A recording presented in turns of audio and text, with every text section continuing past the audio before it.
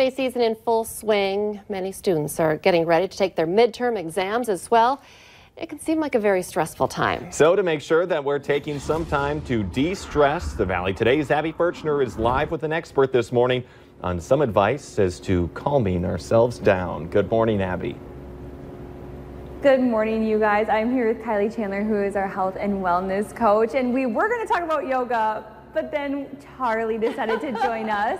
But animals are actually a really good way to de-stress. I know at colleges, a lot of universities bring dogs onto campus to help students de-stress during those midterm times. Yeah, there's actually like a chemical reaction that happens and hormones that are released when you're around an animal that can be very soothing and help with stress a lot. So it's definitely, if you can tolerate animals, it's definitely a good idea to get around them.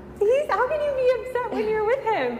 But he loves yoga. He loves yoga. Yoga, that's a good transition. Yes. That is one way to really de-stress at the end of a day. Yes, and I think it's really important to talk about how you don't need to be any level. You know, people always say like, oh, I can't do yoga, I'm not flexible enough. But we hold so much stress and emotion in our body that creates that tightness. You don't have to be a certain level to do any kind of yoga. I'll show you a couple moves. So a lot of us hold stress in our lower back and in our hips. So one that really takes everything out of the lower back is the child's pose. You're gonna have a better room to do this, but knees are they can be as wide, and everybody is welcome to adjust and see what works for their hips. Sit the hips back on the heels or as close as you can get. Arms reach forward and head can come down to the floor all the way. So keep reaching your arms. And you can bring your forehead down towards the mat. Yeah.